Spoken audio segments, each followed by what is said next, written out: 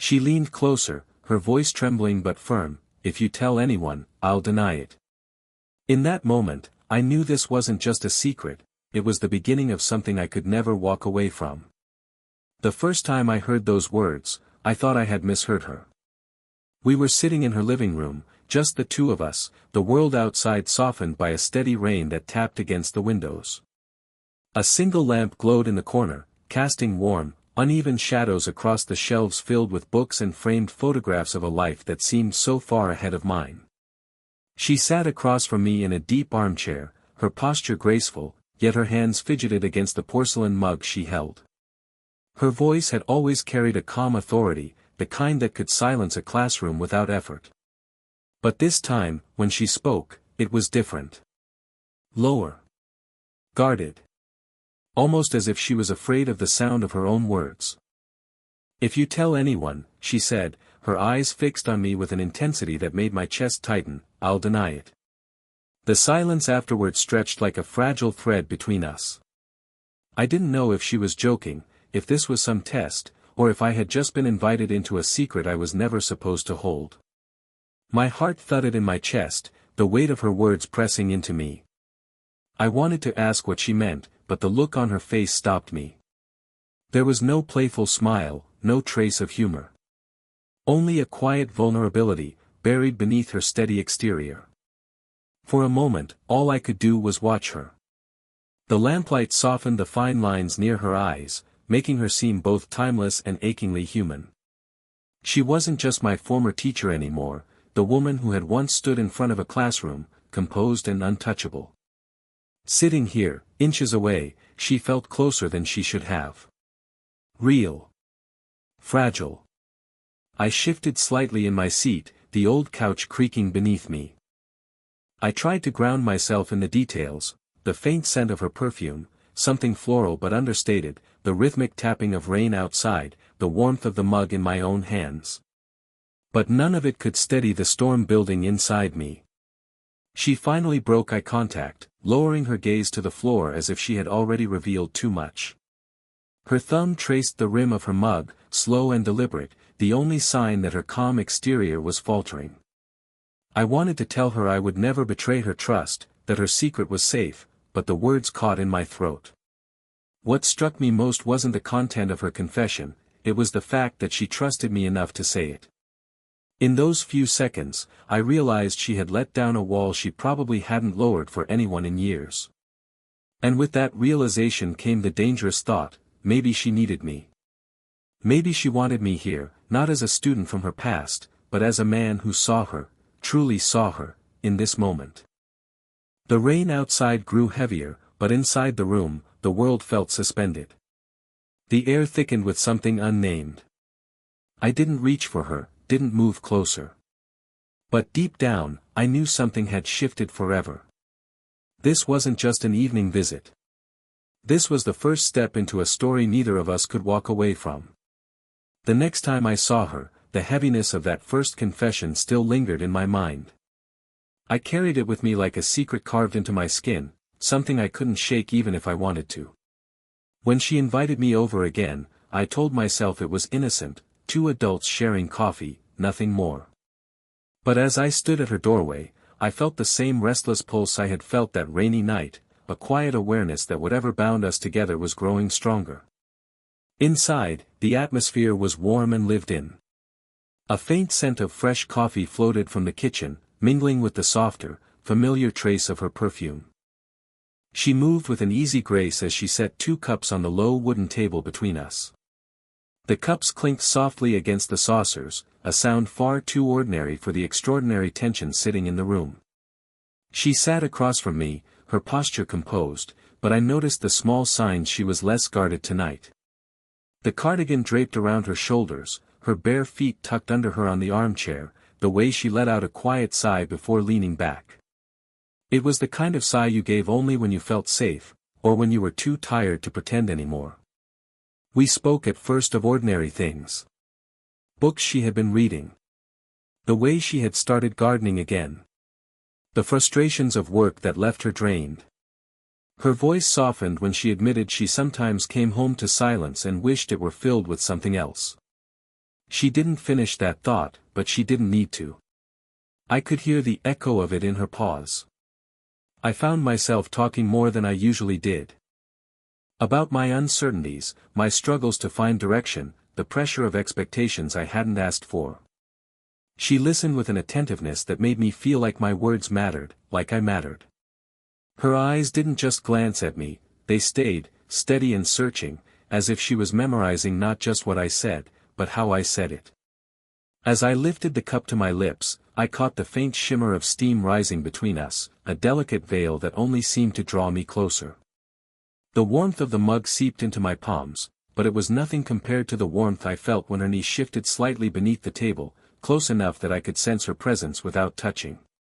At one point, she leaned forward, her elbow resting on the arm of the chair. The distance between us shrank to a breath.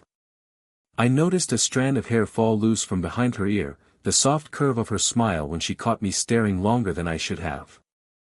My pulse quickened, and I quickly looked down, pretending to adjust my cup. The evening slipped by in a rhythm both comforting and dangerous. Every word spoken seemed to weave another thread between us, tightening something neither of us named aloud. And though we parted that night with nothing more than a polite goodbye, I walked away with the unshakable feeling that we had crossed into something deeper. Something neither of us would be able to walk back from. The third time I visited her, the air between us had changed. It wasn't dramatic, not loud or obvious, it was something subtler, like a current you can't see but feel pulling you closer. I told myself I was just imagining it, that I was reading too much into the small details. But deep down, I knew. We both did. We were sitting across from each other again, the familiar table between us. She had poured tea this time, a delicate fragrance rising from the porcelain. The lamplight painted the room in amber tones, softening every edge, making the world outside feel impossibly far away. We had been talking about nothing important, her favorite films, the places she wanted to travel but never had. Her voice had taken on that relaxed rhythm, warm and thoughtful, like she was letting me into corners of her life she didn't show to anyone else. I was listening, but part of me was distracted. My gaze kept drifting to her hands, graceful and sure as they traced the rim of her cup. When my own cup was empty, I pushed it gently toward her, an unspoken gesture for a refill. She reached forward, her fingers brushing against mine as she took it. At first, I thought it would be like any accidental touch, brief, forgettable. But this was different. Her fingers lingered. Not for long, maybe a second, maybe two. But it was enough. My skin registered the warmth of her touch, delicate but undeniable. The heat of it spread through me, sharp and disarming, as if that single contact had bypassed every defense I thought I had. I looked up. She was already looking at me. Our eyes locked, and in that stillness, the entire world seemed to fall away. I couldn't read her expression fully, part hesitation, part something else. Something I wasn't supposed to see. Neither of us moved. The silence thickened, but it wasn't uncomfortable. It was charged, fragile, dangerous. I felt my breath grow shallow, waiting for her to pull back, waiting for her to remind me this was wrong. But she didn't. Instead, she offered the smallest, most vulnerable smile, fleeting, nervous, before setting the cup aside. The moment passed, but its weight remained. She began speaking again, but her voice carried a tremor that hadn't been there before. I tried to answer casually, as if nothing had happened, but my words felt clumsy, my heart still racing. That single touch had changed everything. It wasn't bold or dramatic, but it had crossed a line neither of us had acknowledged before. And the truth was, I didn't want to go back. When I left that evening, I noticed she stood in the doorway a little longer than usual, watching me as I walked down the quiet street. I didn't turn around, but I could feel her gaze on me. It was only a touch. Barely a brush of skin. But in that simple moment, we had stepped into something new, something both of us would carry into every meeting that followed. It was her idea to meet outside for the first time. "We can't always sit in my living room," she said with a smile that felt casual, but her eyes betrayed the caution underneath. I agreed, though I knew what she really meant: if we weren't careful, someone might notice. We chose a quiet afternoon, a little bookstore tucked away on a side street where few people wandered. The place smelled of paper and dust, the kind of shop where time seemed to move slower. As we walked between the shelves, her hand hovered just inches from mine, close enough that I could feel the warmth radiating from her skin. But she never closed the distance. Not here. Not with the world watching. Every time someone passed us, a student flipping through novels, an older man lingering near the poetry section, she stiffened slightly, her shoulders drawing in as if to make herself smaller. I noticed the way she gripped her bag tighter, the way her eyes darted briefly toward the exit before she caught herself. I wanted to tell her not to worry, that no one cared, but even I couldn't ignore the truth. If anyone saw us together like this, really saw us, there would be whispers. Questions. Judgments neither of us were ready to face. Still, there were moments when her guard slipped. As she handed me a book she thought I might like, her fingers brushed mine, soft and fleeting. Her lips curved into a smile she couldn't quite hide, a smile that held warmth and something dangerously close to affection. It was gone a second later when another customer passed by, but I had seen it, and the memory of it burned brighter than the fluorescent lights overhead. Later, we stepped outside into the late afternoon sun. The air was cool, the kind that carried the faint scent of autumn leaves. We walked side by side, our pace slow, unhurried. From the outside, we must have looked like nothing more than two acquaintances catching up. But inside, every step carried its own weight. At one point, our shoulders brushed, just barely.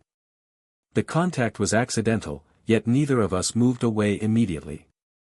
For a brief moment, it felt natural, like this closeness belonged, like it had been there all along. But then she glanced around, her eyes sharp, scanning for anyone who might have noticed.